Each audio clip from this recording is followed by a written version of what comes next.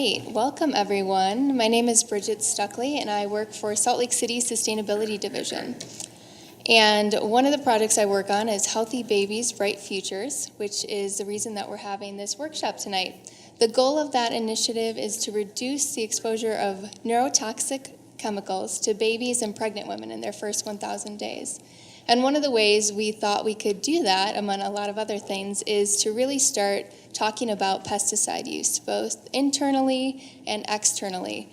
And the city right now is going through a pilot project where we are testing some great organic approaches on our parks with the hopes of being able to find some great effective methods and really scale that up citywide. And we also wanted to give our residents opportunities to also follow suit. So we're very lucky tonight to have two fantastic gentlemen from Beyond Pesticides, which is a national organization that works closely with municipalities and communities to get rid of pesticide use in their areas. So I'm going to turn it over to Jay Feldman first, the Executive Director of Beyond Pesticides, and then we'll hear from our turf expert, Chip Ward, right? Osborne, sorry, Chip Osborne, sorry. Thank you. Good evening, everybody. Thanks for coming in. Okay, so this is very exciting. My name is Jay Feldman, as Bridget said. I'm with an organization that's based in Washington, D.C., called Beyond Pesticides, and we were founded back in 1981 to serve as a voice for sort of transitioning away from our dependency on pesticides. This is not a new, in 81 it wasn't a new issue, and today it's not a new issue. It's one that we continue to struggle with at all kinds of levels, starting at the community level with what we do in parks and recreation areas and playing fields and so forth. But our organization works broadly. We work on agricultural issues, food production, processing issues, and we work on issues around how we manage our homes and how we manage our communities. And that goes to parks, it goes to mosquito management, it goes to weed control, rights of way, along highways, all those issues we intersect with pesticides. So when Bridget contacted us about working collaboratively with the city, of course, we jumped at the opportunity. We're working with dozens of communities around the country, having very similar conversations to the one we're having here tonight, and asking the question, can we manage our communities, or this community, without using toxic chemicals, toxic pesticides? And so, yes, the motivator, in many cases, are the population groups that are at highest risk, and that includes babies, pregnant women, people with pre-existing health conditions, which we'll talk about a little bit, and then elderly, people that who are, may have immune systems that, over time become less protective, and nervous systems as well.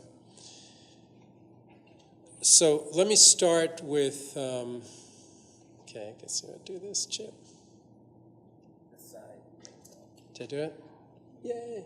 Okay, so Rachel Carson, hopefully everybody's read Silent Spring. If you haven't, I think we should make sure everybody gets a copy of that book, because it really, I think, has motivated many people to think about pesticides in the way we'll be talking about it tonight.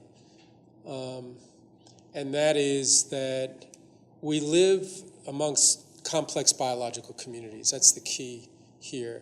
And yet we don't necessarily recognize that as we think about managing a playing field or a park or a garden or the food that we eat. But Rachel Carson raised this in the context of DDT, which of course was ultimately banned because of its effects on wildlife, and then later found to be a carcinogen, so impacts on human health. But there's still those out there that think we should be using DDT for mosquito management, so it's not like it's an issue that's totally gone away. But in the context of writing Silent Spring, I think she opened, as a marine biologist, she opened people's minds to the idea that this miracle chemical which we were using, and it was protecting us from insect-borne diseases, and we were using it to grow more food, and we were using it to protect our quality of life, that really was selling back in the 60s as this industry developed coming out of World War II, chemicals. So she's a guiding light for us, and I think sets the groundwork for this collaboration with the city. The city's chosen 2 parks. The name of the parks are Laird and say it again? Yes. And so these will be pilot sites in which we take this concept of Rachel Carson and really try to apply it to the management of land in that park. And the reason I say that, it will become clearer as we go through, have this conversation tonight, because we are talking about soil management and how we manage the turf system. Oops. Okay, so I want to give you guys some background, because I think, the goal here tonight is to maybe be a little wonky at times, but the purpose of this really is to have this conversation community-wide so people understand what the Sustainability Office is doing, but also educate neighbors and educate elected officials and educate people that you see in the community that are using products they may say to you are safe because they're registered by the federal government or registered by the US EPA in this case, and the Department of Agriculture, Utah Department of Agriculture. So we start with, this whole question of what really is a pesticide. You pick up a product, you say I have a mosquito problem or an ant problem or a cockroach, whatever it is, and you pick up that product in the store and you see that it's a pesticide, right? And then you turn the label over, you look at the back of the label, and then all of a sudden you see something called active ingredient and other ingredient, and you're wondering, well, that's interesting. The active ingredient is like less than 1% of this product, and these other ingredients, I'm not sure what they are, but they're 99% of this product. And those ingredients are not disclosed on the product label. They're considered proprietary information. They often go by the term inert ingredient. And as it says here, inert ingredient is not necessarily, and probably is not, a chemical that we shouldn't worry about. It can be biologically and chemically active. So the concept of active ingredient is really a concept that goes to, it's a state of art around what targets the pest that you're after. What's the chemical that's targeting that pest? And in fact, there is more in the formulation, more in the product. So you see that person spraying in the park or the schoolyard, they're using a product, they're going to give you a name, I'm using glyphosate or Roundup, but in fact, that's a formulation that includes many pesticides, or many, I should say, toxic ingredients. So I mentioned inert ingredient. That's usually the carrier. So if you're seeing somebody spray something as a liquid, it's the liquid in which the active ingredient is mixed. It could be a granule, it could be a powder, being put down. And then there's contaminants or metabolites in the product as well. And these contaminants can be a function of the production process.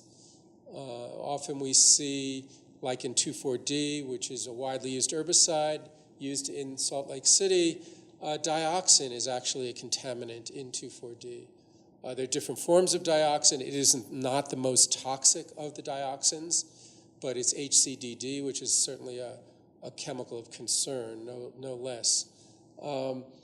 And also impurities. And the reason we see impurities in pesticides is because as they're being produced, we get impurities developing as a result of that production process, and also on the production line where they could be producing 2,4-D or some other chemical, and then the next batch of chemicals has small amounts of that chemical left over in the new batch. So EPA does allow that level of contamination. So you're getting this mixture of contaminants. And finally, metabolites, which are chemicals that result from being exposed to air, oxidation, being exposed to sunlight. These are chemicals that break down. Many of these chemicals have, one example is nitrosamines. These are carcinogens that break down, become metabolites as the breakdown product in the environment. So, unfortunately, as Rachel Carson warned us, there's some complexity to this. There's both complexity on the biology side. There's complexity in terms of these product formulations. And everything would be fine, I guess, if our regulatory agency was adequately looking at the complexities that we're actually confronted with when someone decides to use a pesticide. And in fact, these are the complexities that are not evaluated. Mixtures. So if EPA allows, as it does, hundreds of chemicals on the market, we're obviously not exposed to these chemicals individually. We're exposed to them in mixtures, mostly because many are used in food production. Numerous chemicals can be used in an individual office building or a school or our homes. We may use for one chemical for one insect or a chemical for another. And so these are mixtures that we are exposed to. And they're not the interaction of those mixtures are not evaluated. Similarly with synergistic effects. And by the way, with mixtures, sometimes we're seeing products put together, as we find with the Parks Department is using a formulation of product that is actually 3 chemicals mixed into one product with one label. And that actual mixture of chemicals, that formulation is not evaluated as a mixture. And similarly with synergistic effects, we're not evaluating, which means that when two chemicals are, we're exposed to 2 chemicals, we may see a greater reaction, and we do often, than the exposure to the individual pesticides. I'm not going to go through all this list, but I want to just raise this question because maybe not the folks in this room, but I think most people believe that if something's available in the market and it has some sort of government seal on it, that it must be safe. It must be okay for me to expose my family and children to. And in fact, if you drill down into any one of these issues, you find that, in fact, we don't have all the information we should have for the individual chemicals, products that we're exposed to. One of the ones that bothers me the most on this list is one of the health endpoints that is of, I think, dramatic concern, and that is an endocrine disruptor chemical. These are chemicals that they mimic hormones in the body, and so in effect they defy what we think of as classical toxicology, what we learned in high school, that the dose makes the poison. So even if we're handling something that we know to be toxic, since we're only handling small quantities, we were told that those small quantities really are not worrisome. They don't represent a threat. Well, in fact, and that may be true in some circumstances, especially when it comes to acute toxicity. Something may cause a rash or a headache or some sort of nervous system problem. And yes, the more you're exposed to, you may see a greater rash or a worse headache or something like that. But this category of chemical endocrine disruptors defies that classical toxicology because we're seeing effects at minute doses. And the reason is that with these hormonal mimics, when we're exposed to critical windows of vulnerability, say pregnant women, children during developmental phases of life, these chemicals adversely affect the message system of our body, which is the endocrine system. And so we can see health outcomes later in life, disease outcomes, impact on organ systems that occur later in life. This is a really serious issue from the standpoint of what we consider a data gap. So you add all this up and you say, well, there are uncertainties. We know something about these chemicals. They didn't get on the market without any information. But do we know as much as we should? Do we know as much as we would like to know? Are we told as much as we should be told? Why is the majority, the percentage of the product not disclosed on the product label. How can that be proprietary information? How can my officials in my community make informed choices about exposing the community when they can't determine what is actually in that formulation? So the bottom line, the take-home message on this question of complexities is I don't feel I know as much as I should, and I've been studying this issue for 30 plus years. And I think we as a community should be asking whether we should be using chemicals for which we don't have all the answers. And we're going to put that in the context of, and this is the question that I think we should end up on here tonight, and Chip will focus on mostly, is do we need these chemicals? At the end of the day, when we hear about the lack of information, the science that is emerging on chemicals like endocrine disruptors, which are not being evaluated by the regulatory agencies, when we hear about the lack of information on interactions of chemicals, and then we ask ourselves, do we need these materials? So we really, as a community, I think, get an opportunity in this discussion to, I guess, raise a community value. This is a question of a community value. Should we adopt, as a community, precautionary principle when we make decisions around the use of toxic chemicals? That is a basic value question, or values question, because the federal government, the regulators, they're not bad people, but they're not asking that question. They're not asking the question that most parents ask when they send their kids off to school, teach them how to ride a bike, put them in a car.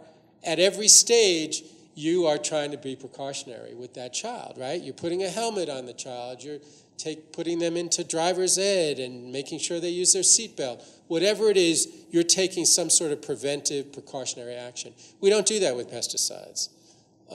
We essentially establish these levels of acceptable harm, despite the lack of information that we have on all these interactions that we should.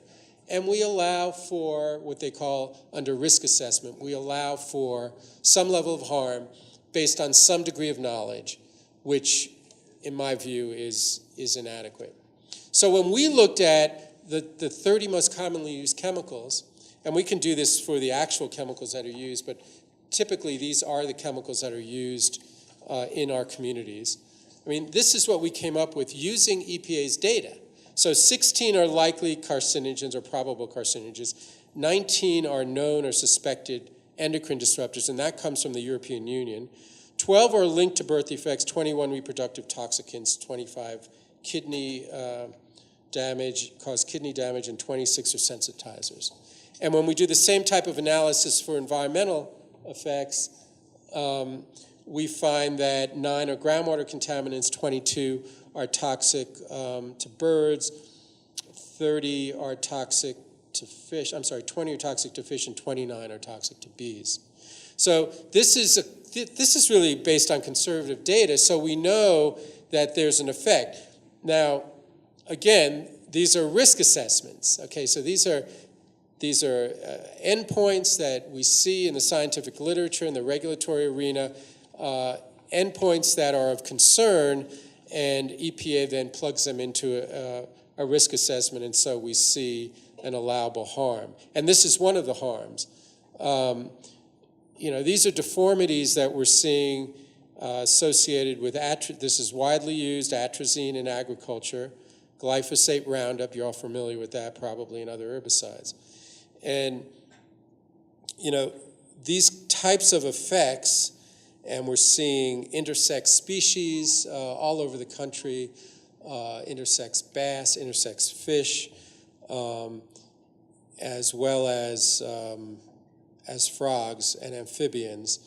And they're based on real-world data. They're based on contamination coming out of lakes, rivers, and streams, and then studied.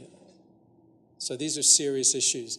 I'm sorry. So you've heard about the pollinators, and it really, I think, is a case study in why a meeting like this is so important, and why what we're doing here in Salt Lake to see if we can transition to organic land management is so important, because one would have to ask, how is it that an agency with the word environmental in its title would allow the registration of chemicals so toxic to bees, so toxic to pollinators, without ever doing a field study to evaluate their toxicity and their effect? How could that happen with an environmental agency?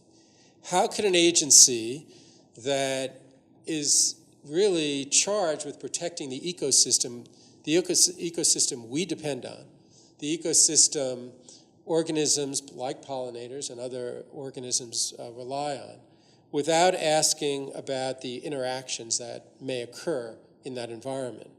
And here's where the complexity that Rachel Carson talked about when she talked about complex biological communities. Because, often we're not simply concerned about the direct toxic effect on the target organism or the non-target organism. We're concerned about the ecosystem in which that organism lives. So, in effect, a bee may die from a parasite or a virus, which has been happening increasingly with bees. But that vulnerability that that insect has to that disease or virus is caused by a vulnerability that's caused by exposure to the chemical. So EPA looks at that chemical and an exposure and says, well, the bee didn't die from the chemical. And we say to the agency, well, the bee died because the vulnerability created as a result of exposure made this insect or more vulnerable to diseases in the environment. Now, the same thing can be said for humans as well. To the extent that we degrade our immune system, our nervous system, we become vulnerable to diseases. And so the other lesson that this chemical family teaches us, neonicotinoids, is that right now we are playing, I guess, a game of whack-a-mole with these pesticides. When I first started working on this, we had just transitioned from DDT to organophosphates. DDT is in the organochlorine family. And we were told that in moving from organochlorines to organophosphates, that we would have shorter-lived chemicals, they would be less toxic, they wouldn't bioaccumulate in the environment, and therefore we'd be protected. Well, then we come to find out that chemicals like dirsban chlorpyrifos, which many in the room here either used or were exposed to because it was the chemical of choice after DDT was taken off the market, banned from residential uses because neurological effects on children. This is decades in the making. So EPA begins to look at the cumulative risk assessments as mandated by Congress, meaning add up all the exposures and make a determination on aggregate risk of all those exposures, and lo and behold, they have to remove most of the organophosphates from the market. So we whack that one down, and then along come the synthetic pyrethroids. These are nervous system poisons, toxicants, widely used for mosquito management, widely used in our communities for all kinds of insect control, and most of the spray cans you buy in the stores are synthetic pyrethroids. Come to find out, those are nervous system toxicants associated with autism, learning disabilities. Try to whack that one down. We haven't quite whacked that one down. But then the agency decided that, well, maybe the best thing to do, because we're spraying all these pesticides, they're getting in the air, they're drifting, our neighbors are spraying their lawns, they're drifting over to other people's lawns. Let's use something called systemic pesticides. We'll incorporate it into the seed will grow, and then the chemical will move through the vascular system of the plant. Problem is, it will express itself through the pollen and the nectar and the glutation droplets, and that means that plant has become a poison, right? That plant is now indiscriminately poisoning everything, every insect, every organism that touches it. This is what our environmental agency has let happen. And what we're starting to see in the literature is more discussion. It's interesting. It comes at us as an economic argument, but it is really an ecosystem argument. It's called ecosystem services. We're starting to recognize that as we ignore the impact of these chemicals on pollinators, we do that at our peril, because those pollinators are necessary for food productivity. They're necessary for 1 out of every 3 bites of food that we eat. They also have an interrelationship in the ecosystem, as do other beneficial organisms that help to create this ecological balance. And so we'll be hearing later tonight about all the ecosystem services of beneficial fungi, beneficial bacteria, and what they mean to cycling of nutrients. These are things that farmers have typically ignored because we have a regulatory agency that has allowed chemicals like this onto the market without looking at the interaction that they cause, those complex biological communities that Rachel Carson talked to us about.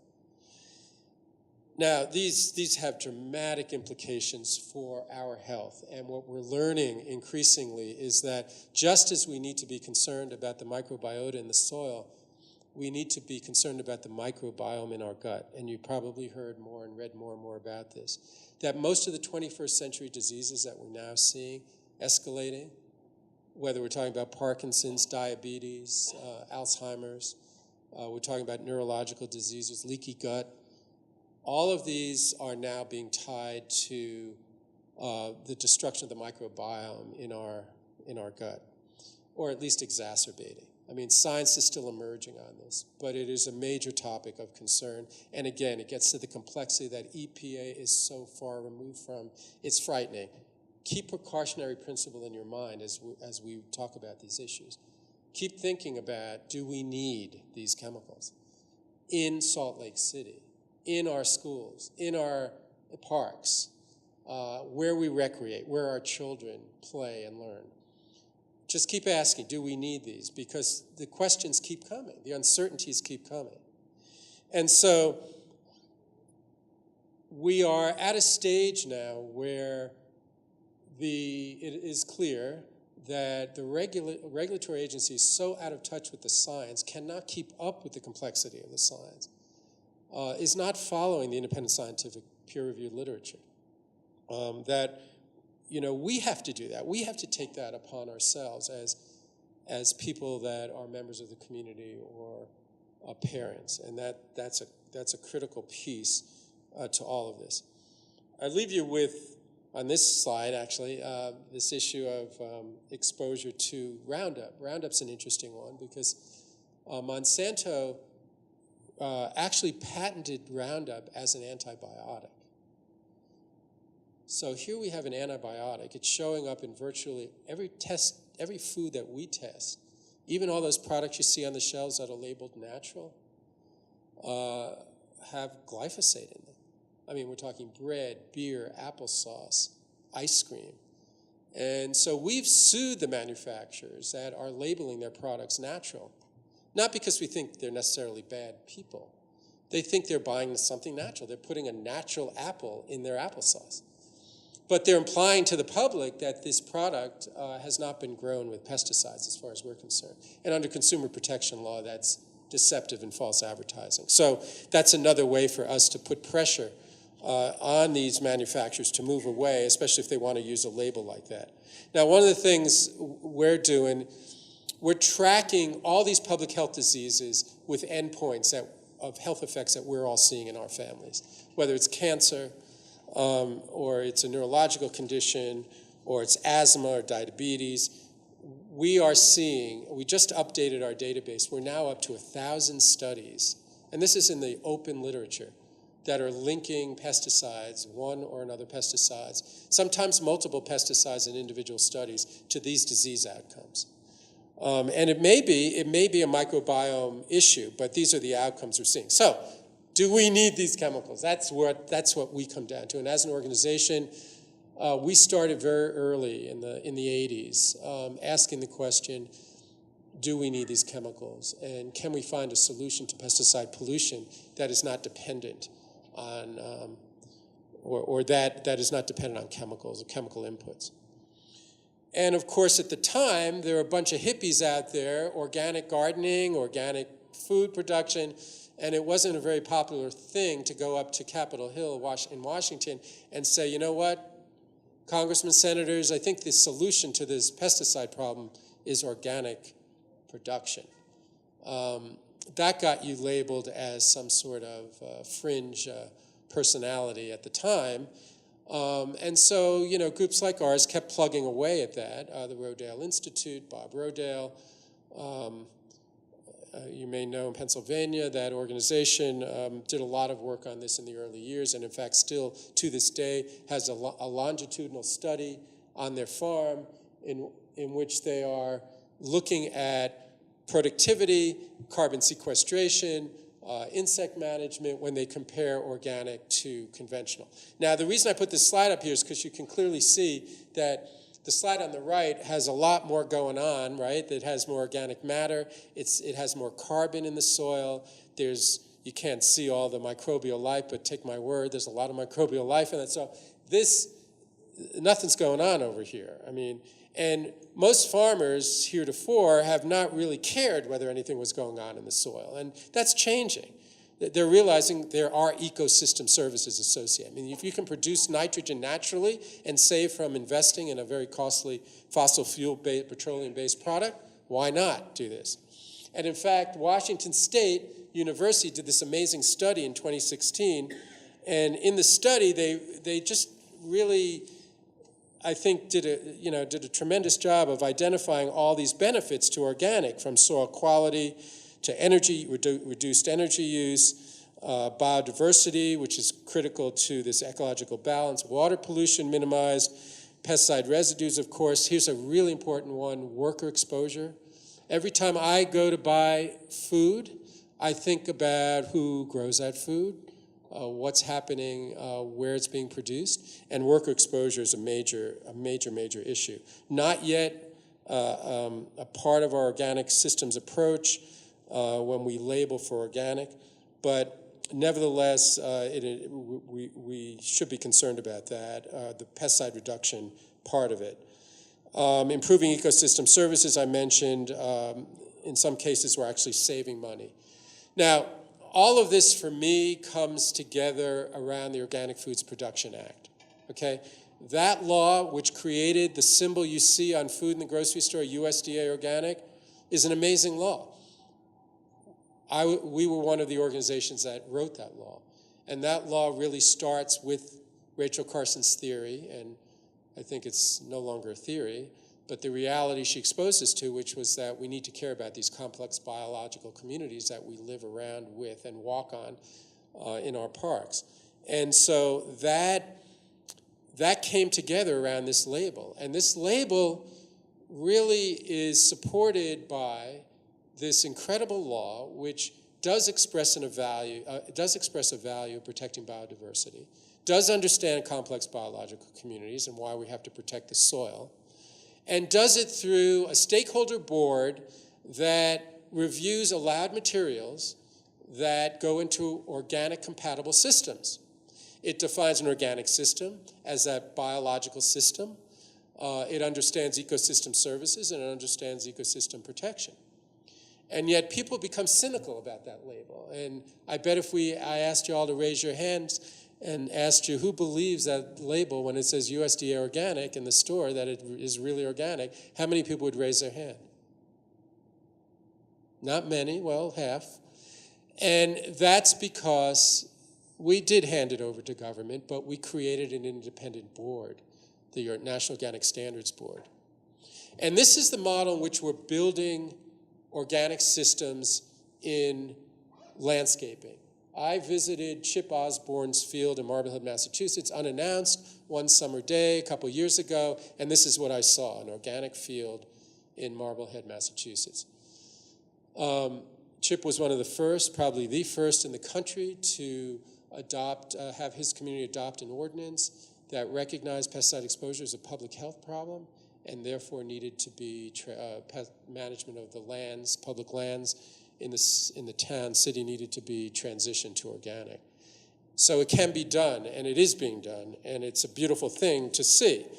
And as we have evolved this system, we are evolving it to one that utilizes the experience from the Organic Foods Production Act, because the organic farmer was the original land steward that understood this relationship between food productivity and protection of the ecosystem and stewardship of the land. And living with nature and sustaining life. I mean, this is a system that is embraced by the Organic Foods Production Act. And through that act, we have now a list of allowed materials that are compatible with organic systems. And that's the model we're using and bringing to Salt Lake to begin implementing with the Parks Department. The rest of the slide presentation really is about the sort of an intro to what Chip is going to be talking about, because I wanted you to know what we're actually doing. We came to Salt Lake with soil sample analysis, looking at the baseline data on what's going on in the soil. We asked Rachel Carson's question. We looked at the complexity of biological life in the soil, and from that basic information, we'll be putting together a set of recommendations for the Parks Department. And there is an agreement that they will carry out those recommendations over a period of time that will enable them to see how it works, whether it works, at what cost does it work, and to see the benefits. Because not only do we see it being competitive from a cost standpoint, but we see all kinds of other benefits, again, that are based on community values.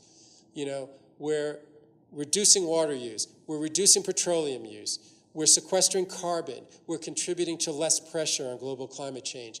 Those are community values that we want to embrace and put into practice here in Salt Lake. So we looked at soil texture. I mean, this is the basic information that we get on the soil. We'll go through this really fast. We're looking at soil chemistry because we want to know what's going on with the nutrient management in the soil, how much organic matter is there. And then we begin to look at things that aren't typically evaluated by a typical Parks Department. We're looking at the soil food web. We're looking at the level of organic, the biomass in the soil. We're looking at the microbial life in the soil, and Chip's going to explain why that's so incredibly important when you transition away from a system that's dependent on feeding the plant as opposed to feeding the ecosystem in the soil in which the plant can thrive. And we teach about how, and we did this today, we began this process with the parks folks on utilizing materials that contribute to soil fertility without dependency on these synthetic materials that actually are detrimental to the biological life in the soil.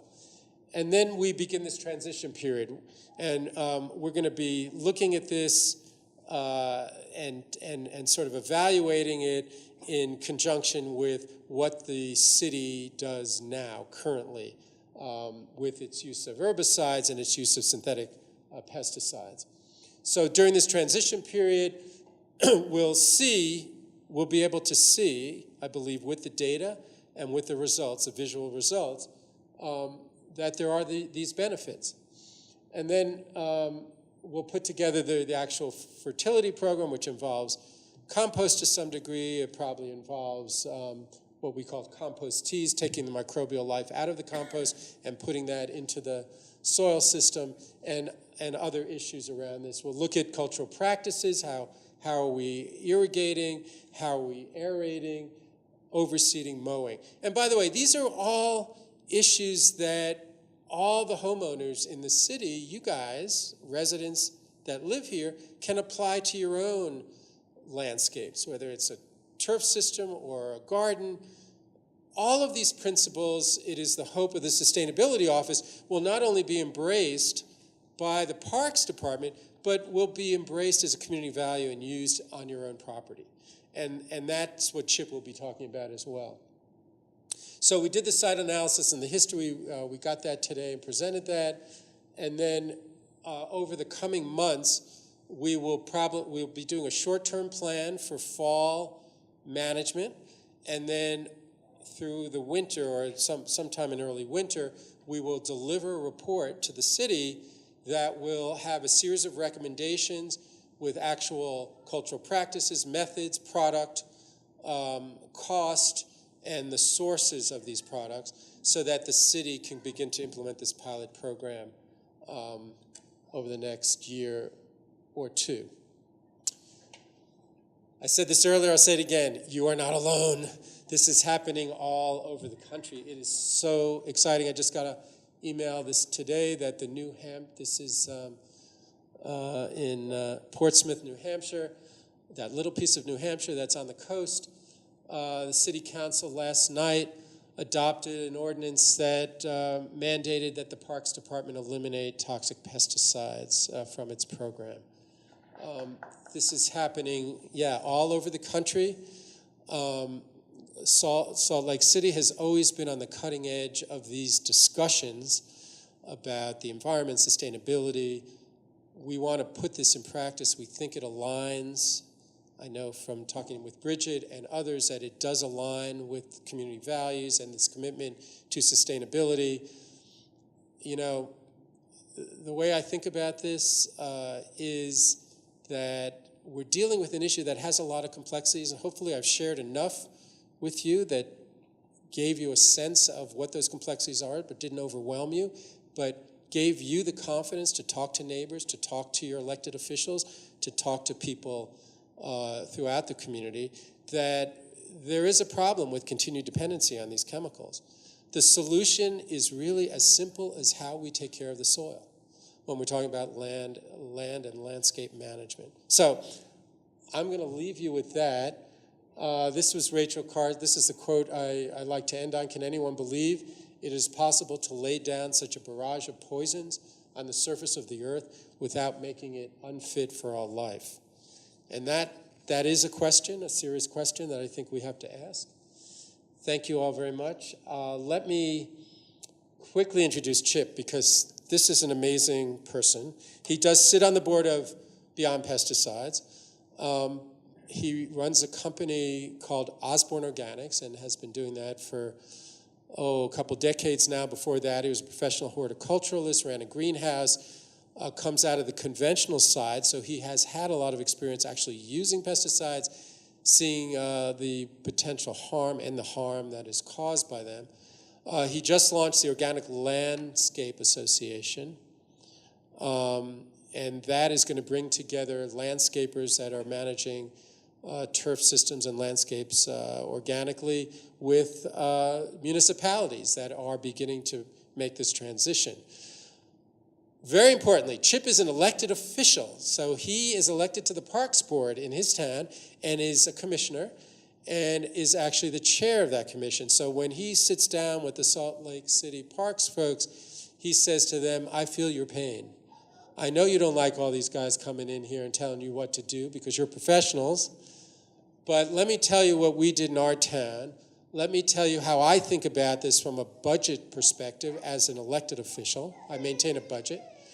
And let me share with you my skills. So I'm going to let you do that, Chip. I know these folks didn't believe I would ever hand this microphone over to you, but here we go. Chip Osborne, thank you for being here.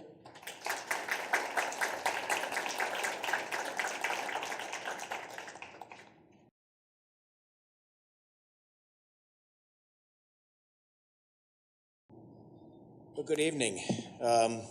If you notice here, I start off with a nice organic sunflower and not grass, and I'm here to talk about grass. And I put the sunflower there because there's too much grass in the world. We are so guilty of putting grass where it doesn't belong. From when you start at the landscape architect and design stage and move right through, if there's ever a question on what kind of plant material, let's stick grass there. I manage, public properties all over the country, and more often than not, I'm dealing with grass in places when it probably should have been hardscape. It probably never should have been grass. All the money that goes into it, all the weeds that grow there because of neglect, and maybe they don't have the budget. Lawns cover the size of the state of Nebraska. Golf courses the size of the state of Connecticut and growing. So, my thought is that there's way too much grass. I have a client. I don't do residential landscaping per se. I teach landscape contractors how to do it in their businesses. But I manage 3 or 4 large estate properties, so everything outside the building belongs to me, and I oversee all of that, in addition to a lot of my municipal work. And one of my clients has 85,000 square feet of grass on 10 acres. It's a lot of grass. And so I was always telling her, you should get rid of some grass. You should get rid of some grass. And she would never hear of it. She would walk it twice a year with me, And other than that, she just looked at it from the house. But she loved her grass. So finally, last year, I went out there and I tore up 12,000 square feet of her grass, put it in the compost pile, and never told her. Planted it out and then took a walk with her and said, what's different out here? I said, well, you have 12,000 square feet of grass less than you had a month ago. Now she loves it. She thinks it's her idea. And what she has there is a lot prettier than the grass. The largest single expense she has managing that property is taking care of the grass with all the high inputs of labor and product.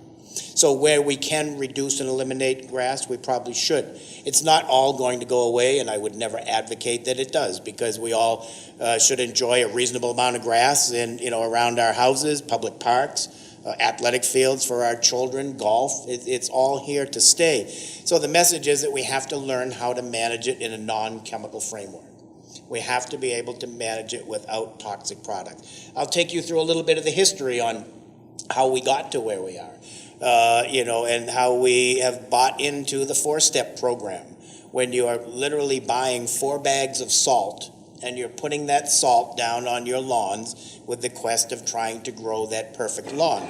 Jay touched a little bit upon the biological life in the soil, and we all know that living organisms and salt don't go hand in hand.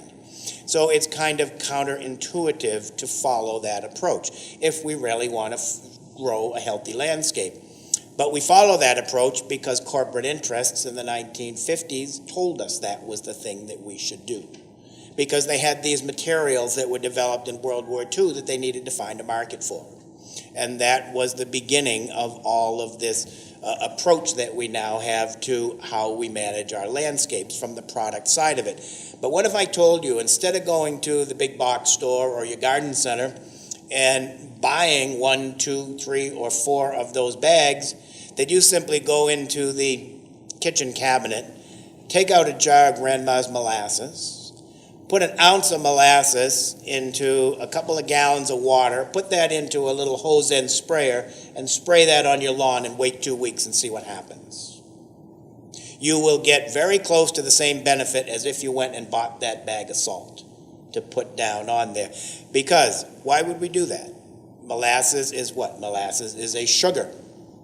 Molasses is a bacterial food. Bacteria are single-cell organisms that live in the soil that are largely responsible for nitrogen being made available down there within the biomass. So when we look at our lawns, we all look at the grass and we think how nice it is, how green it is, how long or how short are we cutting it, and all we focus on is what we can see. I dare say there's not too many people in the room that look at a lawn and think about, oh, I wonder what's really underneath there. How healthy must that be if we can manage that to that kind of a level without chemicals? And that's really what it's all about. When we talk about the system, Jay's used the word 2 or 3 times, we're talking about that system that includes the grass plant, that includes the root of the grass plant, and most importantly includes the soil and all the microscopic organisms that live there.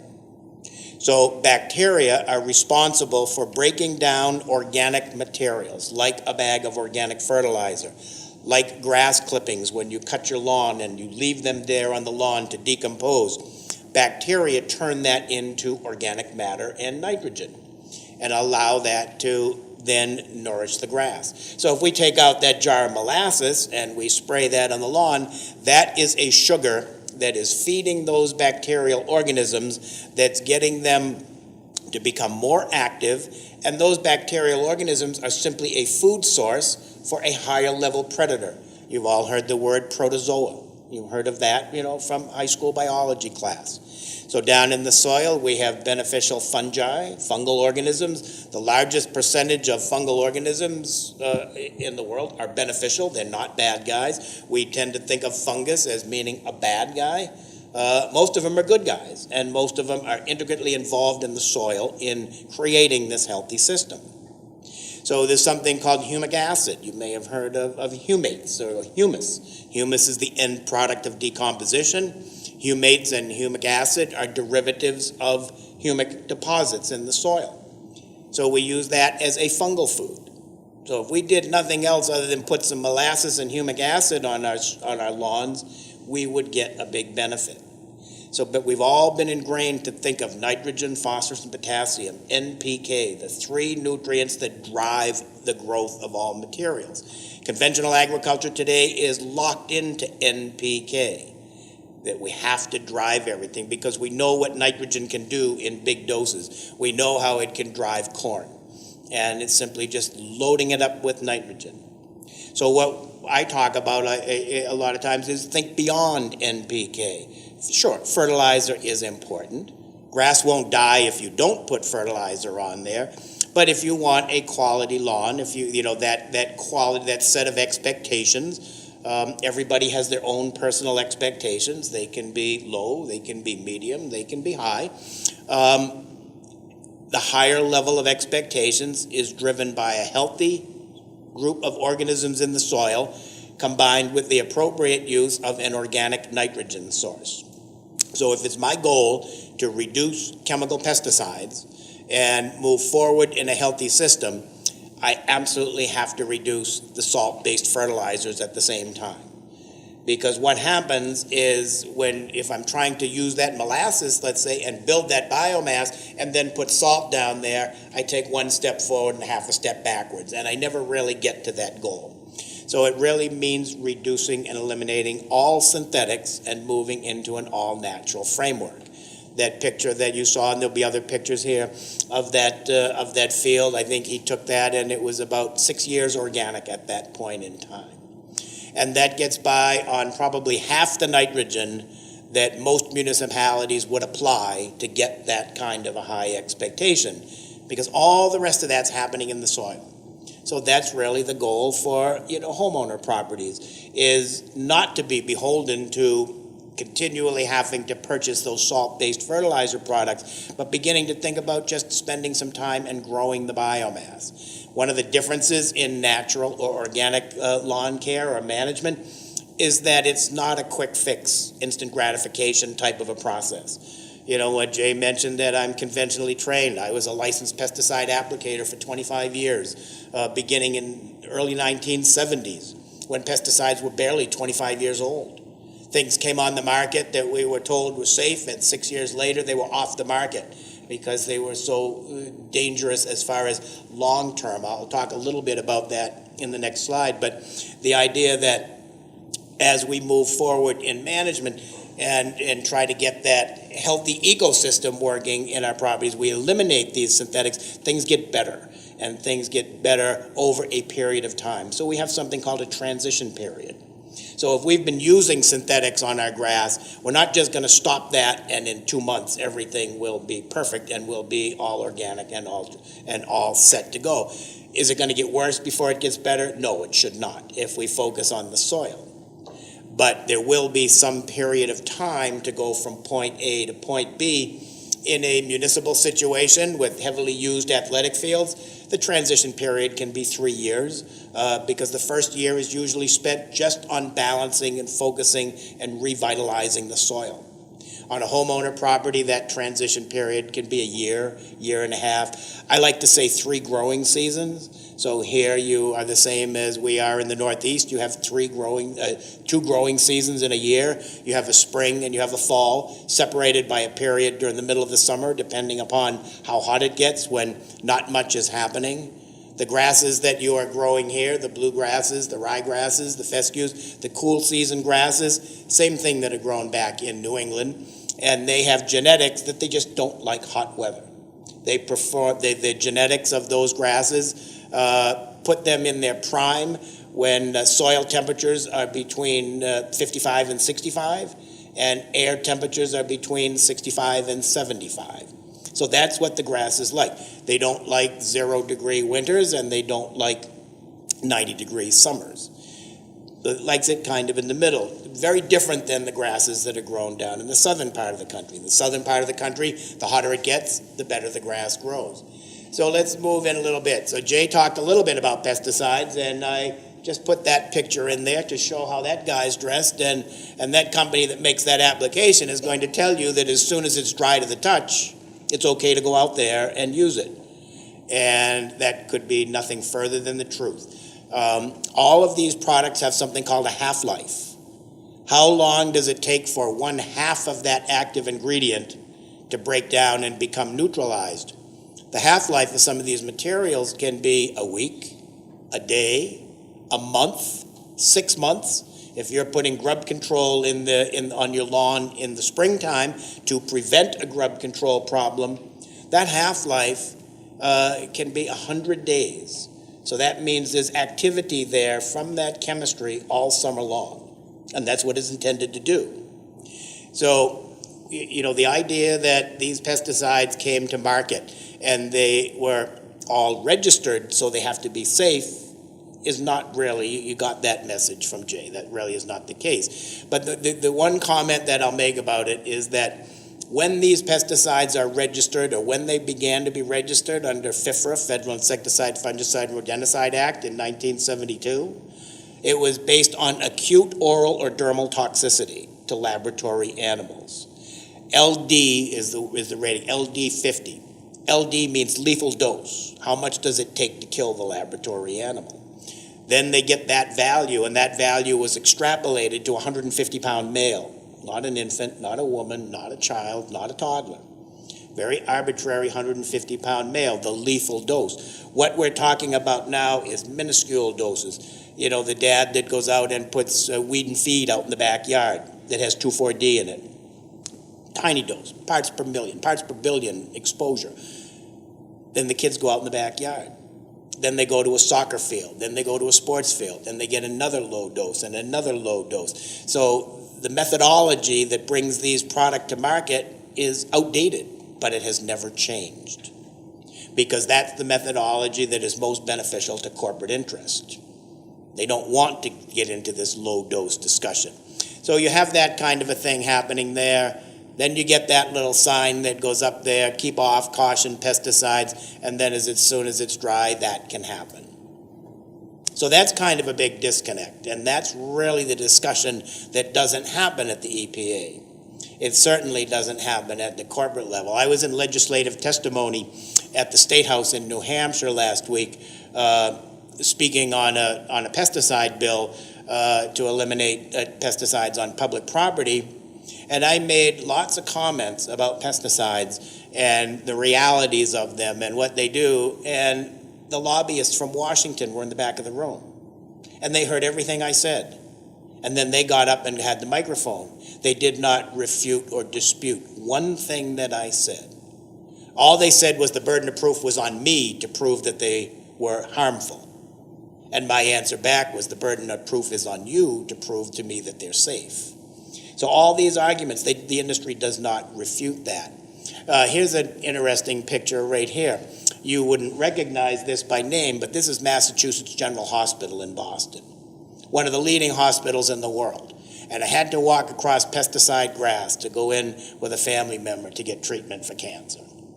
That's kind of a disconnect when that kind of a thing happens at a medical institution with no regard for people that are around there and the situations that they're in. All these reasons on why we should go organic or go natural, and I just point you to the last one, because we want the landscape to get better. And really that's what happens. You may have heard that if you stop using pesticides, you're going to lose your lawn, it's going to deteriorate, the quality's going to go down, it's going to be cost prohibitive, you won't be able to afford it, and you'll be disappointed. That's what we've been dealing with for the last 20 years. That is what the industry puts out there. But what if I told you that one of the projects that Jay and I have been involved in for a year and a half now in Irvine, California, and we did 2 pilot sites, very similar to what we're doing here. They were on school properties, but not park properties. And they just came through with a year and a half evaluation of the project. And they typically they would have spent $9,000 in product purchases for their properties for chemicals and synthetics. And with the organic program that we wrote and delivered, they spent $8,900. $100 less, and the fields have never looked as good as they have in just a year and a half. So the quality skyrocketed, and it came in under what their existing budget was. So that's the kind of things that we can do now. Because that kind of a program included things like the molasses. It included things like the humic acid. It wasn't just reaching for a bag of nitrogen, phosphorus, and potassium. So this is all these are all defined as pesticides, and I'm only showing this because I deal with professionals still in this day and age that tell me that I don't use any pesticides, I only use herbicides to kill weeds. Make no mistake, herbicides are very much pesticides. American homeowners use more toxic pesticides than conventional agriculture, believe it or not, because they're so readily available. They're in the big box stores, and when you walk into those stores and you go into the garden center, you've probably all smelt the smell that you get when you walk into those garden centers. If you smell it, you're exposed to it. But it's so pervasive and so prevalent, and how bad can it be if it's sitting there on a pallet where my kids can hop up and sit down on it? How bad can it really be? So homeowners spend small fortunes buying these products. It's everybody's personal choice on what I call Pesticide 101. Obviously you can tell how Jay and I come down on the subject, and and a lot of mine is because he's studied the science and he's spent a lifetime doing this. Mine is because for 25 years I was up to my elbows in it, and I saw the benefits that could happen. I saw the things that I could kill with it. But I also learned after a number of years that I was on a treadmill that I could never get off. I just moved from one application to another. And if you're using a weed killer on your lawn and you stop the weed killer, the weeds are all going to come back again. So they don't really kill weeds. They should better be labeled weed suppressants. So I saw the benefits, from killing the insect or killing the disease. But I never really made any positive gains. So I made my own personal choice to stop and teach myself alternative strategies. Jay touched on Roundup. Roundup's been around now for 30 years. I venture to say, several of you in the room and out in the audience, that'll see this, have used Roundup and thought nothing of it, because it's a product that we've been taught that once it is in contact with the soil, it becomes neutralized and benign. So you spray Roundup. The cities and towns all over the country, that's their mainline product. Do you ever see anybody wearing a mask? Does anybody tell you to wear a mask or gloves? No, you just go and grab the Roundup at the big box store and spray.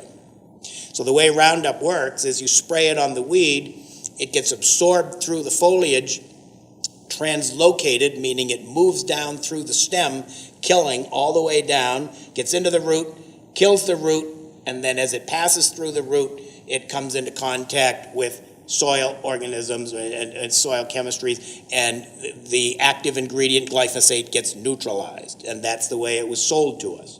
And that's exactly what happens. But what we were never told is the secondary and tertiary breakdown products, as they combine with organic acids in the soil, can be more toxic than what came out of the bottle. I was just visiting a friend that's has an orchard and a greenhouse, orchard and greenhouse in New Hampshire the other day. And I didn't know it, and he has cancer.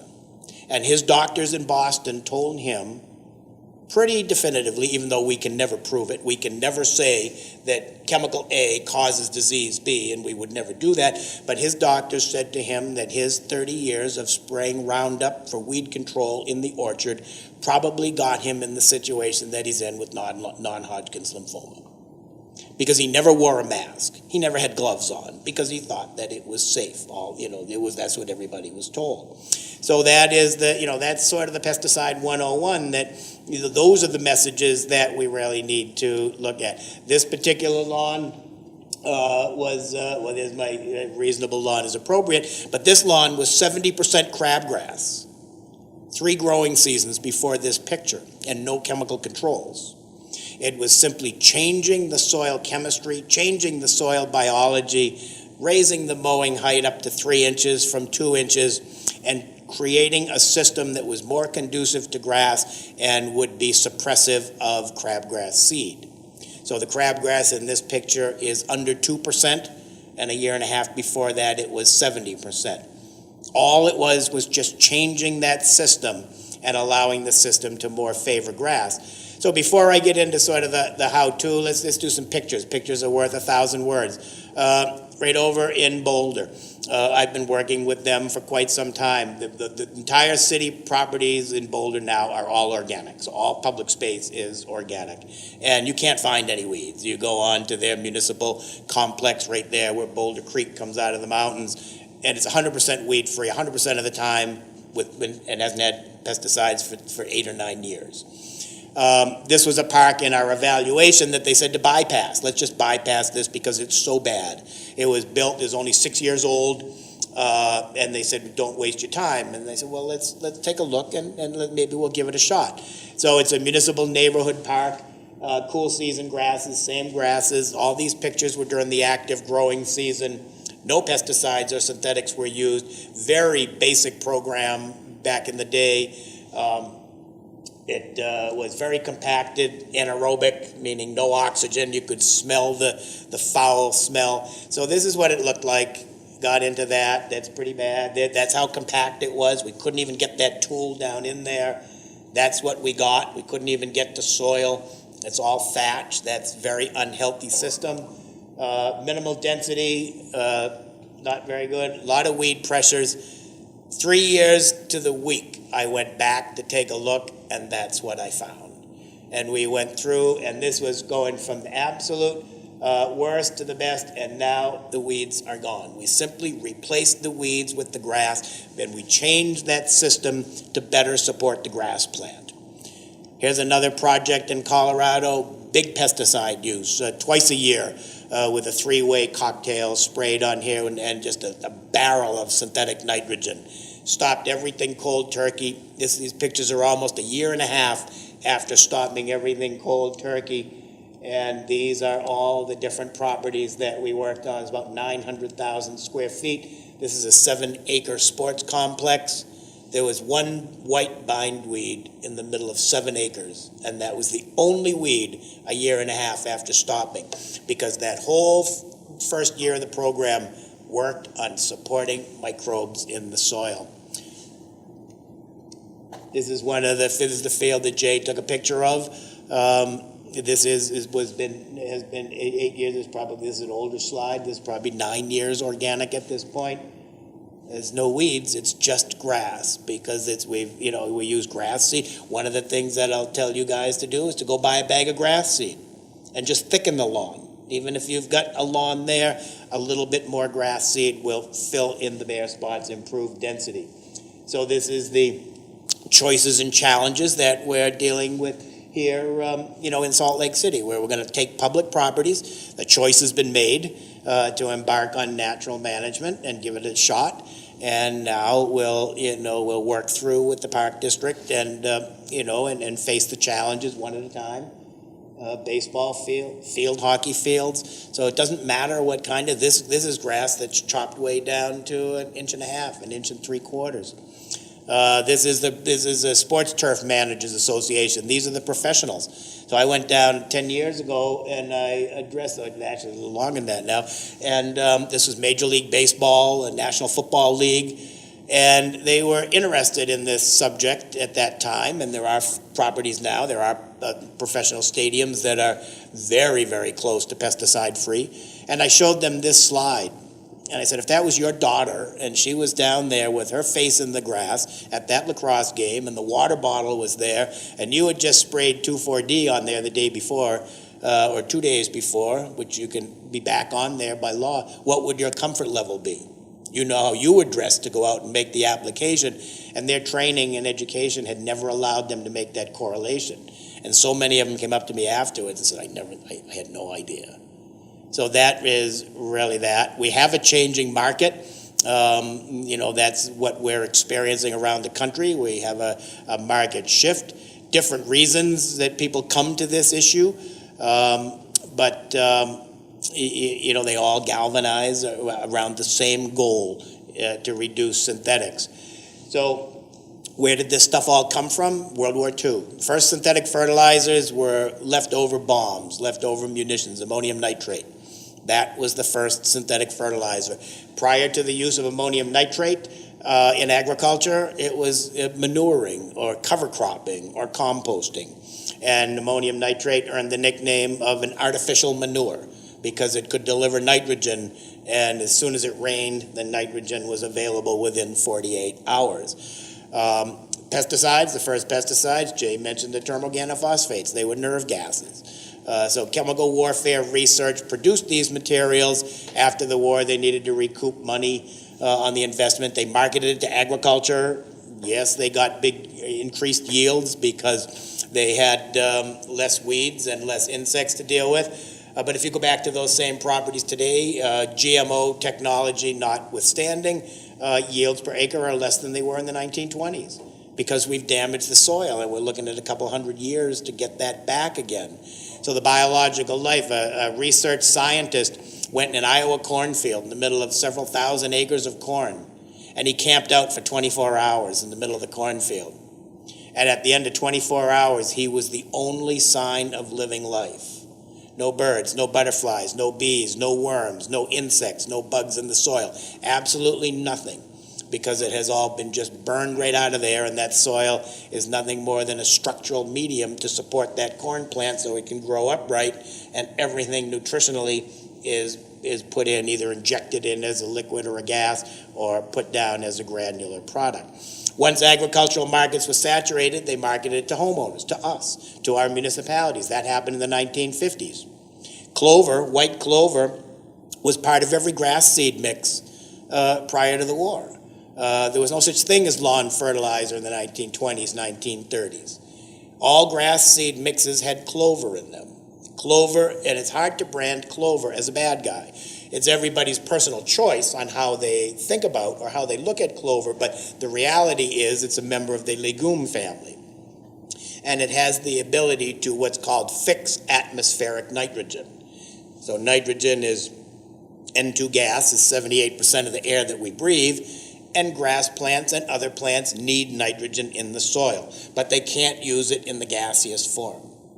So what happens is this nitrogen gas goes right inside the clover plant, and it gets fixed in there and then pushed down as an exudate through the root system. It collects in a little nodule on the root, and then those little bacteria that I was going to feed with the molasses come right in, and they pick up that nitrogen and they convert it into the form that the plant can use. So it really is a good guy. We also, always back in the days, recycled or returned our grass clippings to the lawn.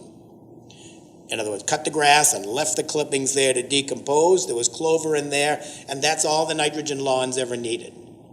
So then what ended up happening is the industry came along and branded clover as a weed because they had a product that they wanted to sell us to kill the weed. So we bought into that now clover's a bad guy, and we started to buy those products to kill weeds, to kill dandelions, to kill clover. They just so happened to have a bag of synthetic nitrogen over here. They were very happy to sell us after we killed the weed and the clover and lost all that nitrogen. So that was a very concerted marketing effort to move product and generate revenue.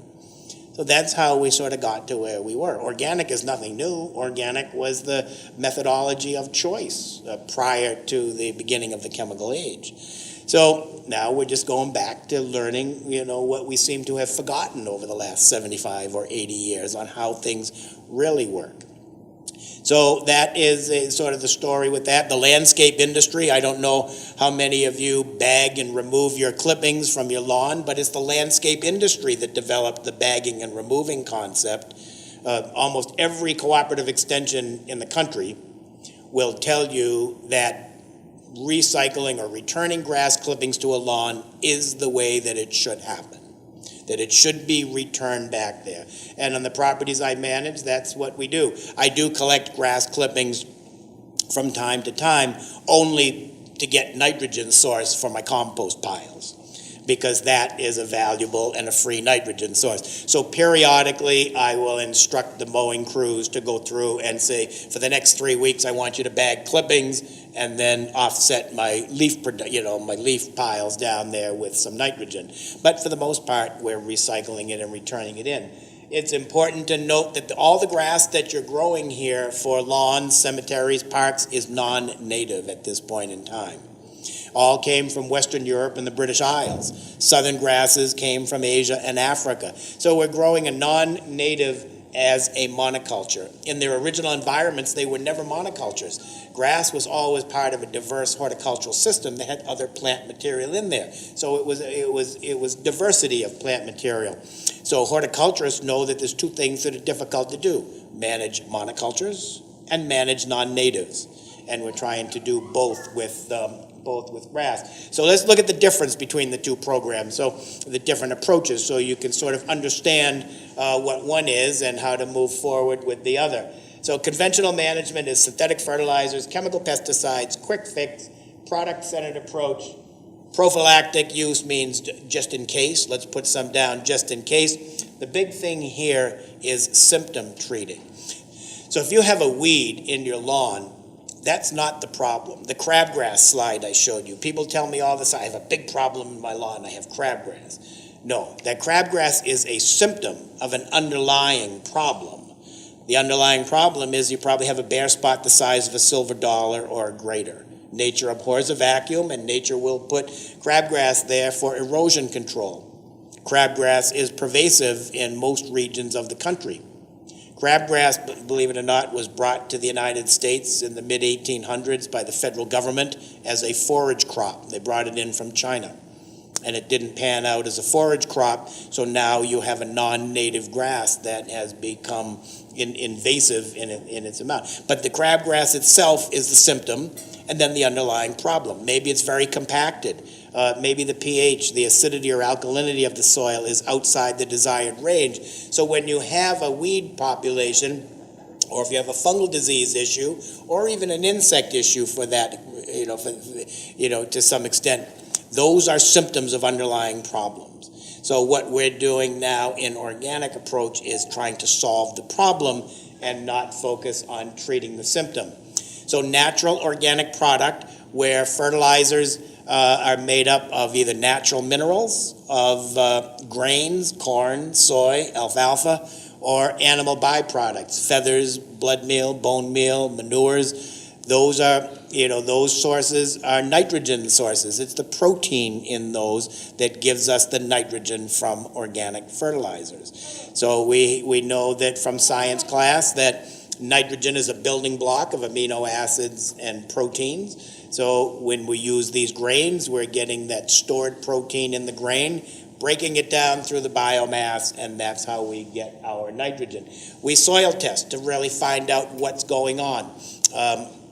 You can do a simple soil test and send it off. I believe Utah State does soil testing, and very short money, it's under $25, will tell you what you may need to do to balance your soil.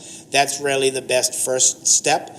Those tests won't talk about the microbial life in the soil. That's something that's relatively sophisticated and expensive, and we generally would make certain assumptions on your soils here based on testing that we've done. Jay and I have worked a lot in the region in Colorado, here in Utah, Nevada.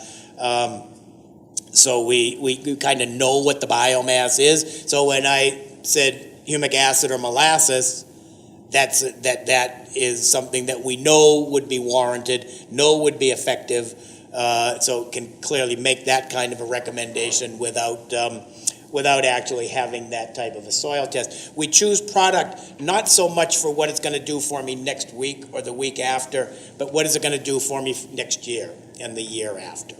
And that's really what we're trying to do, is to build up long-term health of the soil.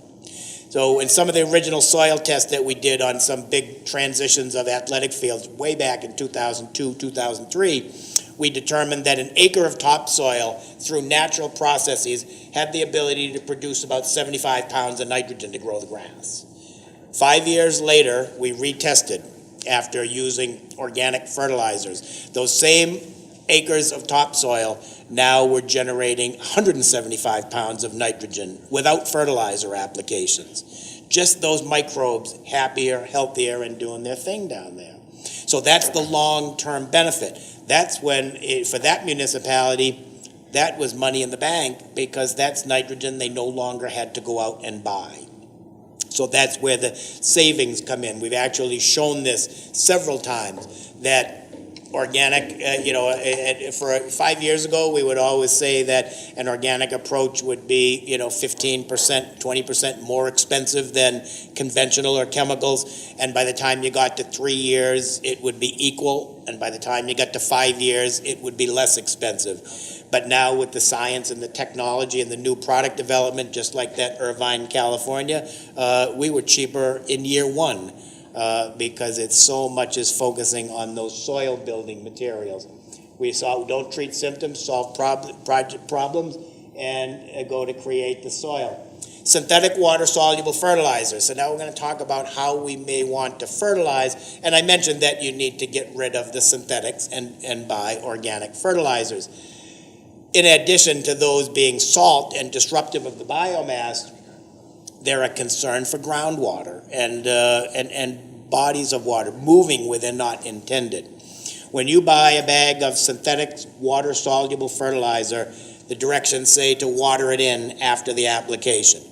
Once it gets wet, it begins to release the nitrogen and work within 48 hours.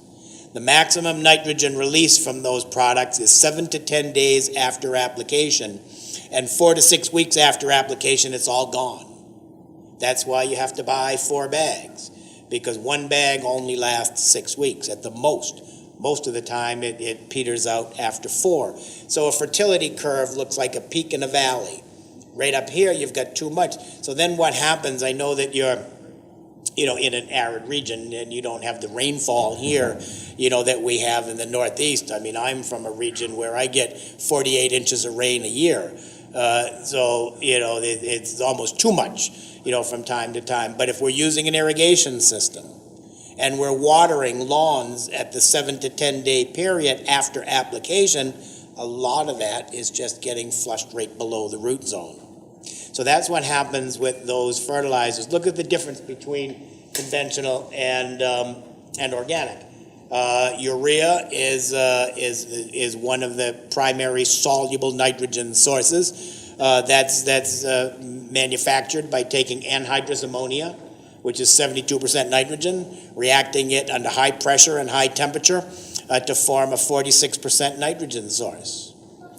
When we manufacture that, it takes 5 ton of petrochemical equivalent, meaning 5 ton of petroleum and natural gas equivalent to make 1 ton of fertilizer. So that is a big petroleum drain. 17 or 18% of petroleum used in this country today is used in conventional agriculture, and most of that in fertilizer production. So it's very petroleum dependent. It's synthetic, it's inorganic, water soluble, fast release, fast green up, fast uptake. We can slow that release down by encapsulating it or secondarily reacting it with formaldehyde or other chemical agents. We think of that as directly feeding the plant. So when I had my greenhouse, that's all I ever used. And I could inject that right into the root system of the plant, into that soil, and I could tell you in 3, 5, 10, or 20 days exactly what that plant would look like, depending on how much of this stuff I directly injected into it. Leaves the soil as fast as it gets in there, and as I said, expensive. There's the peak in the valley, that 7 to 10 days, how quick it's in and how quick it's out. Natural or organic. Nutrients are plant, animal, or mineral-based, with nitrogen coming from plant or animal. On a bag of organic fertilizer, when you turn it over and you look at that label on the back, you should see those 3 capital letters, meaning water-insoluble nitrogen. So that means that moisture has nothing to do with releasing that nitrogen in that bag. What it is largely, not largely, solely microbial breakdown. It's those bacterial organisms that are interacting with this and breaking it down. We talk about this as feeding the soil. So that bag of organic fertilizer, as that microbe breaks it down, it's feeding those bacteria. So now we're literally feeding the soil, and the soil is in turn feeding the plant. Unlike that peak in a valley, an organic fertilizer curve is a straight line because it's getting released little by little through the microbes in the soil in a non-leachable way. Because once that bacteria interacts with that organic fertilizer, the nitrogen is in the body of the cell of the bacteria. and then it's not released until that higher level predator, that protozoa, comes along and eats the bacteria and releases the nitrogen into the system. So instead of synthetic fertilizers being gone 4 to 6 weeks after application, with your soils out here, your clay percentages, you have fairly decent organic matter fractions. One fertilizer application can string out to 10 or 12 weeks. And that's really what the goal is. So it's less frequency and more duration of giving back to the plant over time, because there are specific mechanisms in the soil that can hold on to some of these nutrients and then give them back slowly as the plant needs it. So this is the science. Mineralization down there is the science. So what we're talking about now, this isn't just pie in the sky, organic lawn.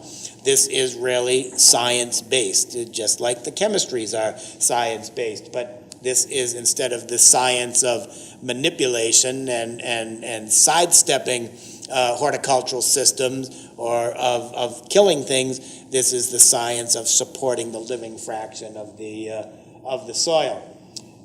So we have this feed the soil approach. If we want to take a soil test, we're going to use a trowel right up there, and going to go down into 3 or 4 inches down into the root zone, and we're going to take a little bit of soil. And you're going to go to 7 to 10 different spots around the yard and take small groups of soil from each of those and then put them all together into one clean container. Mix it all up, let it sit out overnight on a paper plate. It air dries a little bit. Remove any roots or pieces of grass that happen to be in there. Try to get it as much clean soil as you can. You really only need 1 cup of soil, so a cup of flour, a cup of soil. And you're going to go on Utah State website, download a soil submittal form. You just simply want a basic soil test with the organic matter fraction, and then you'll get back information that you need. They'll point out deficiencies or things that need to be corrected. And then once the soil gets in balance, you're ready to go. This is the kind of information that we get. We get the relative acidity or alkalinity. Your soils here are alkaline, so you're in the 7s. You're between 7 and 7.3, 7.4. The pH scale is 0 to 14, with 7 being neutral. Where I'm from, back in New England, pHs can be down at 5. So we're constantly using lime, adding calcium or magnesium to raise the pH. That's not your situation here because you're already in there. You have soils that are naturally buffered so that they can support the grass plant. The ideal pH, as you can see, for the cool season grasses is between 6.5 and 7. But 7.5 is not detrimental because your soils have a natural buffering so that cool season grasses can tolerate it. We get a ratio of calcium and magnesium. We know that grasses want more calcium than magnesium. The microbial community wants more calcium than magnesium. We get the macro and micronutrients, and then that nutrient retention that I talked about is what those initials are, CEC, cation exchange capacity. So we look at all of that, and then the laboratory will help us. They'll send a fact sheet with it that describes all of these things, and we go from there.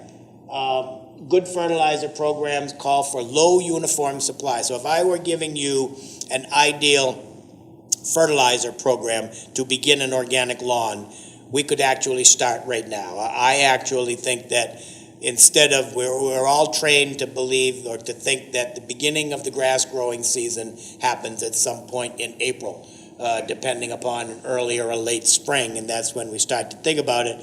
I've always proposed that the beginning of the grass growing season should be around Labor Day weekend, because fall is the best time for grass. The kinds of grasses we're growing, fall is the best time. Spring with our grasses is associated with a lot of blade growth. Fall is associated with a lot of root growth. That's really what strengthens the plant. If you put an application of nitrogen down in the spring, you're going to push all that. If you put the same application down now, you're going to grow roots and very little of the top. Grass does not have the ability to grow aggressively in 2 directions at the same time. So what I prefer to do, labeled recommendations for most fertilizers talk about putting a rate down, or they give you the number of pounds or to put down, is generally in terms of 1 pound of nitrogen per 1,000 square feet per application. We prefer to reduce that to 3/4 of a pound per application because the organic fertilizers last that much longer. So if I were going to design a custom fertilizer program for beginning organic for somebody that wanted to meet the higher expectations, it would be 3/4 of a pound of nitrogen at some point in April. It'd probably be towards the end of April. Another 3/4 of a pound in the middle of June, another 3/4 of a pound about the 20th of August, and then the last 3/4 of a pound would be about the 4th week of September. That would give us 3 pounds of nitrogen. The 4-step program is 4, so we're going less than that, and that's what it would take to meet the highest expectations. If you had not that high of an expectation, you could put down just 2 pounds of nitrogen. So you might do something like 3/4 of a pound in the spring, and then another 1.25 pounds in the fall. So you could split it up into low dose applications. There's absolutely nothing wrong with putting down a 1/2 pound of nitrogen at a time, a half rate application. We do that all the time. Just go in and do a half rate. So 2 pounds of nitrogen from fertilizer makes a very nice lawn with modest expectations. The higher expectations, it takes a little more. There's a direct correlation between nitrogen levels going up or fertilizer applications going up and weed populations going down. There's also a correlation between fertilizer going up and grass thickening itself through reproductive capabilities. And it's the reproduction that suppresses and controls weed pressures. So when I get a weed, I just did this on one of my trial sites, and we purposely want some weeds to come in from time to time.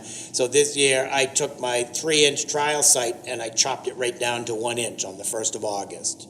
And you know what? I didn't really get a big weed explosion because everything is so healthy, but I did get a few pop through.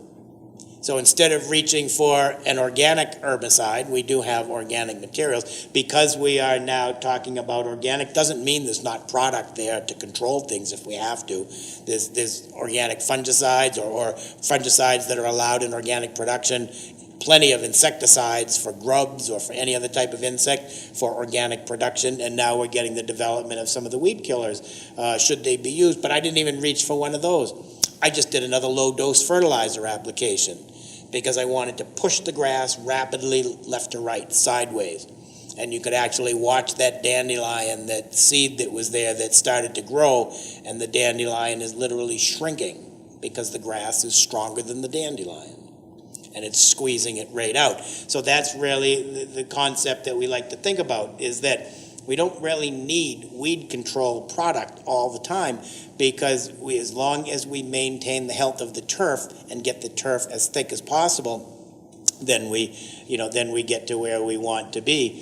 The blue line, that is our growing season right here in Utah. So spring and the fall. So now is that when we fertilize, we always fertilize up to the peak or slightly after those 2 blue peaks, and you withhold fertilizer down in that valley down there because that's the hot weather. You never want to stimulate cool season grasses with fertilizer at that time of the year. So we could simply begin that, now there's time to get, at least 1 fertilizer application this fall.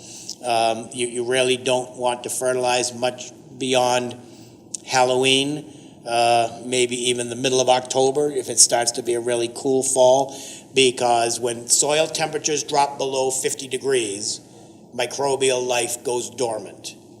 And without active microbial life, organic fertilizers won't work. One of the first recommendations on the parks that we are going to make is that molasses application, because the active bacterial fraction at both of our properties that we're working on are extremely low. And right now there's not enough biological activity from the bacterial fraction to break down organic fertilizers efficiently. So the most important application up front is going to be that sugar that's going to wake up and grow the biology, so that we have that in place. Compost. We think of compost as something we put in a vegetable garden or something that we incorporate when we plant a tree or a bush. If we have the ability to make our own compost in the backyard, or purchase compost either bagged or bulk and spread between 1/8 and 1/4 of an inch over grass, that's probably the best thing that you could do. People ask me all the time, what's the one thing, if I could only do one thing, what would make the biggest difference? And it would be the ability to do that. It doesn't have to be high tech. It can go right out like that. Here's a landscape contractor, aerated this lawn with an aerator to introduce oxygen, and then raking this out in there. And it's just a little bit, it's gone within 4 or 5 days after the application. Compost, if it's good compost, and all compost is not created equal, I could put 3 or 4 piles up here in front of you, and some could be outstanding and some could be absolutely not worth spending any money on. I actually work in the compost industry as a consultant. I've gone to school to study composting. And compost should have 3 things for us. 1, a lot of microbial life. 2, a high percentage of organic matter. Good compost should be 35 to 50% organic matter. And there should be some retained nutrient in there. A very little bit of it that's immediately available in the first 2 or 3 weeks. But most importantly, the majority of that nitrogen and nutrient is available for the next 1.5 years. So it's actually a soil conditioner, soil builder. So talk a little bit about the cultural practices. We've talked about fertilizers, talked about compost, talked about the biology, the things that we can do for that. And then these are the cultural things that we do that go hand in hand. The systems-based approach, 3-fold approach, exclusive use of natural product, addressing the soil biology, and then the importance of cultural practices. So mowing. 3 inches is the ideal stress-free height for mowing. That is sort of the norm now. The parks are being managed at 3 inches for the most part. Occasionally on some of the sports fields they go down to 2.5, which is appropriate. The longer the blade of grass, the more root system that you're going to grow, because we have more blade exposed to the sun to undergo photosynthesis. The deeper root system, the more drought tolerant that lawn will become. So the more we can drive that root system down, the less dependence we're going to have on water, or the more successful we can be if we're not irrigated, when rainfall is precious, to keep a system viable. Photosynthesis. You've all heard of photosynthesis. Most of us think that in those bags of fertilizer we have plant food. You can buy lawn fertilizer. It says lawn food on the bag, right? If you have house plants, it says house plant food. There's absolutely no food for the plant, or any plant, in a bag of fertilizer.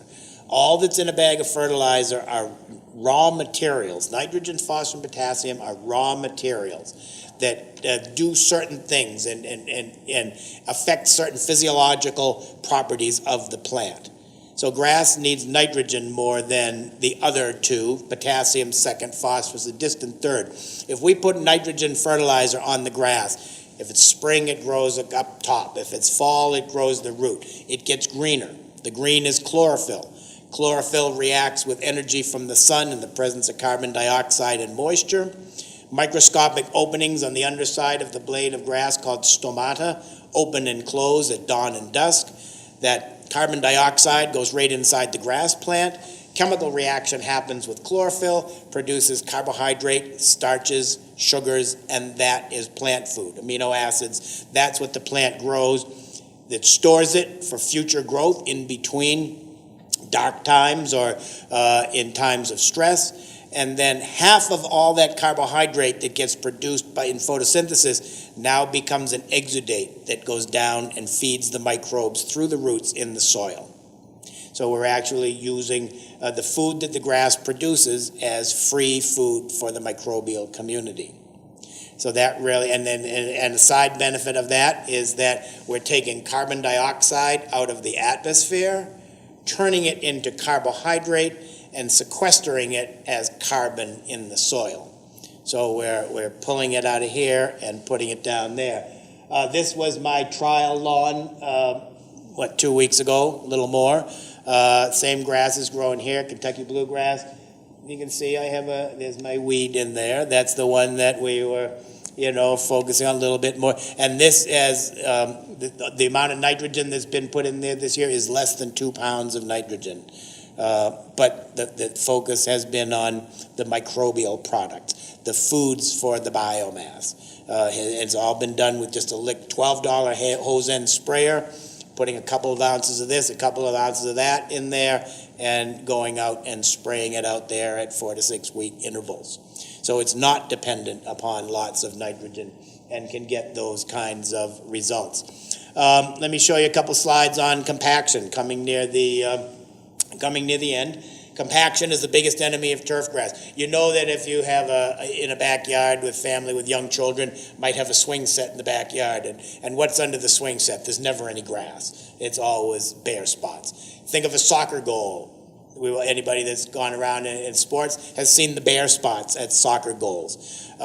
It's not that kids or athletes have ripped up the grass, it's that it's so compacted that the grass can no longer grow there.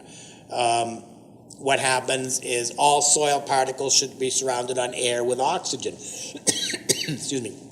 And what happens when there's a lot of foot traffic on there, particle gets squeezed down. Particle touches particle. All those air pockets are eliminated, and then that grass system or that soil system goes from aerobic in the presence of oxygen to anaerobic in the absence of oxygen. What happens in anaerobic soils is the bad organisms or the undesirable organisms begin to grow, and the good guys go off into dormancy until that system is returned. Another thing that happens in compacted soils or waterlogged soils is alcohol is produced as a byproduct of anaerobic conditions. 1 part per million alcohol can solubilize plant cell walls.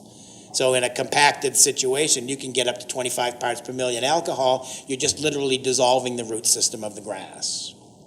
So we have pictures like this. And, how are the trails formed? Well, nobody went through that big bed of ferns and cut a path. It was repeated walking, compacted that soil, alcohol built up, oxygen was eliminated, the roots of the ferns dissolved, and now we have no vegetative growth there. Same type of a situation here. And same type of a situation in that, athletic field. That's what's happening in there. It's the repeated use there that is causing that. And then we have a situation like that. So then people tend to think, well, there must be a lot of herbicides used in here and things like that. But then you look at how often properties are being used. So that's pretty heavy use. And that one there is a handful of events in a fall. So 6 or 7 times plays on there as opposed to 6 or 7 hours a day, 7 days a week. So roots grow in those open spaces on the left there between soil particles. So we have that root going in, nice healthy long root. Carbon dioxide is being given off by the root, and the biomass is coming back up into the atmosphere. Oxygen is going down in, so that's considered to be good gas exchange. On the right side there, very compacted.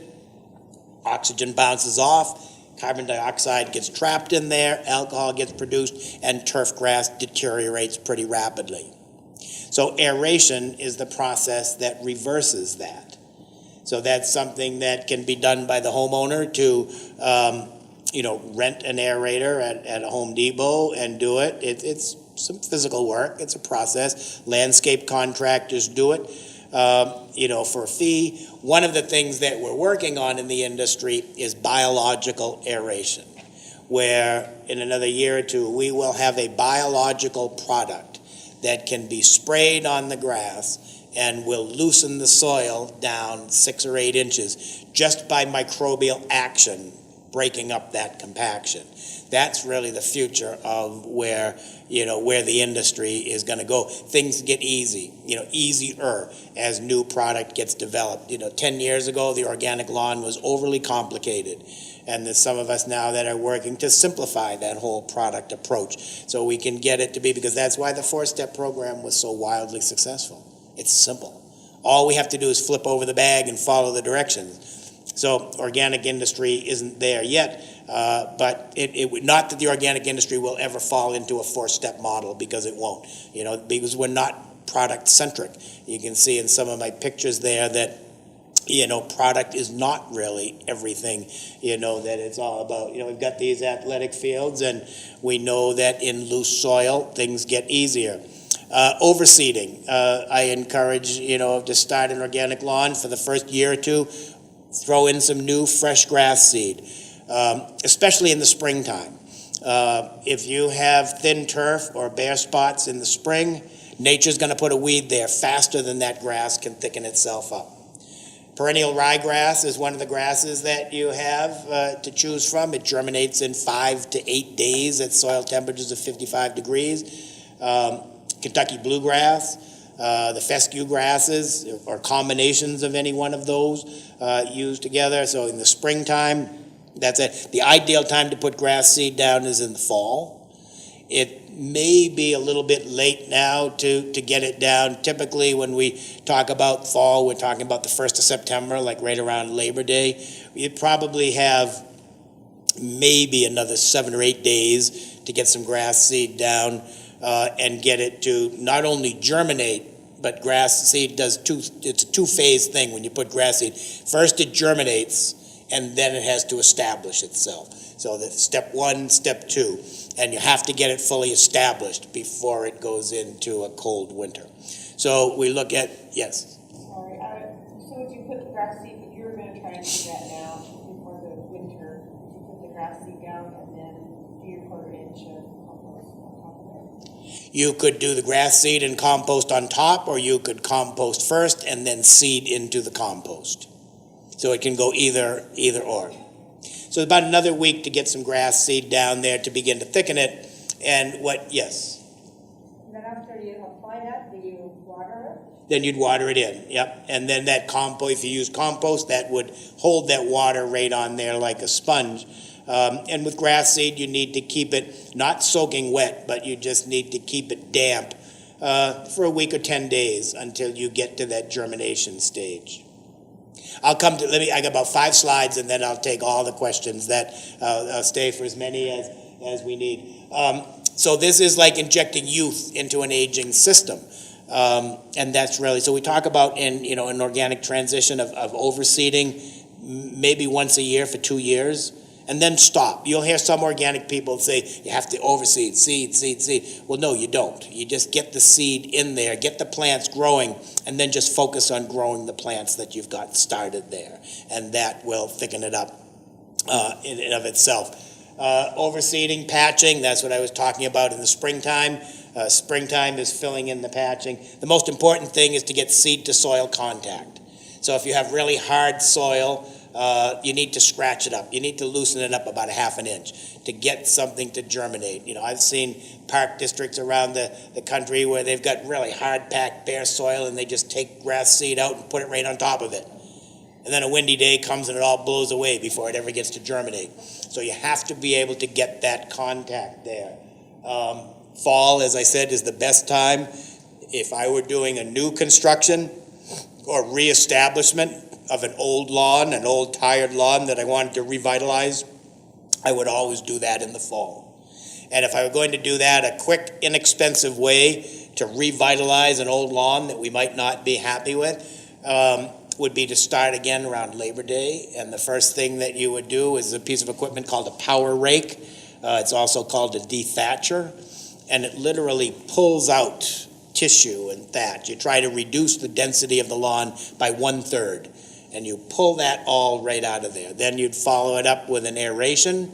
If you can do compost, put that on there, put some grass seed on there, a little of the molasses, a little of the humic acid, some organic fertilizer. 4 weeks later, you'll have a whole new lawn.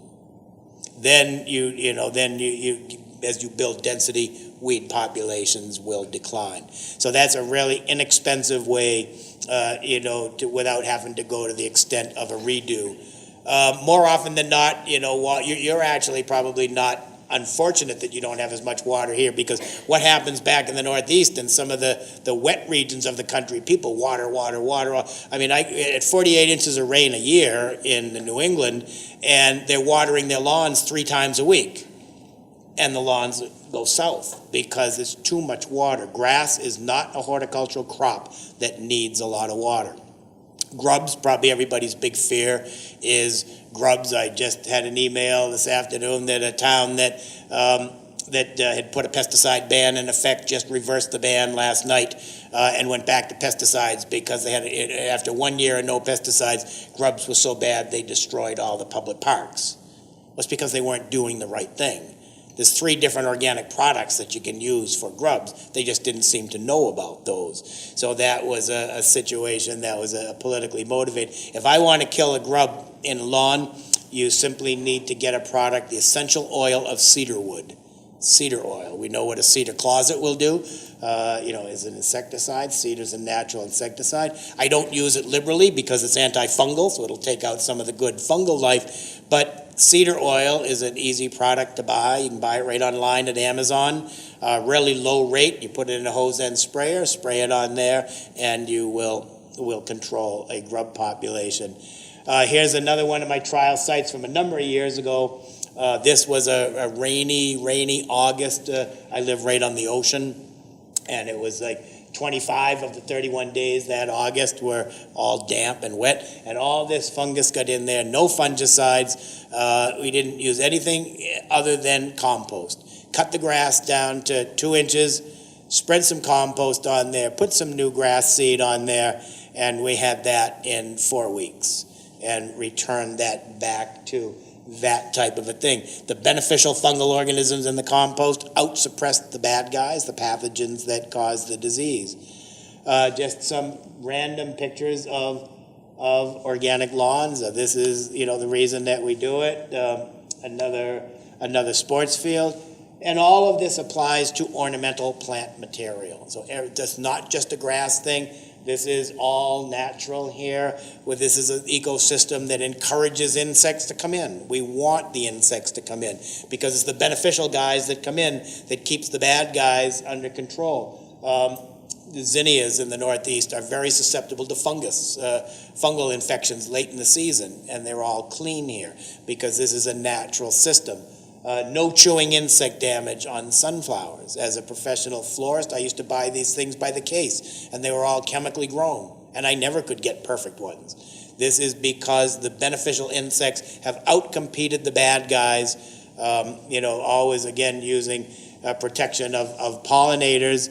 And I guess this is the reason, those of us that do this, is a lot of my peers in the industry started out and cut their teeth on chemicals back in the 70s and 80s. That's just what we did.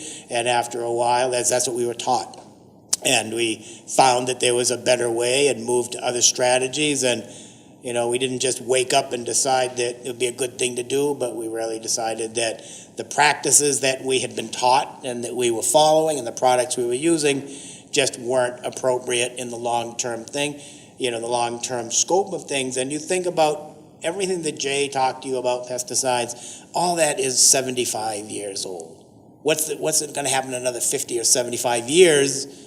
And, if we just run rampant with unrestricted use out in the landscape.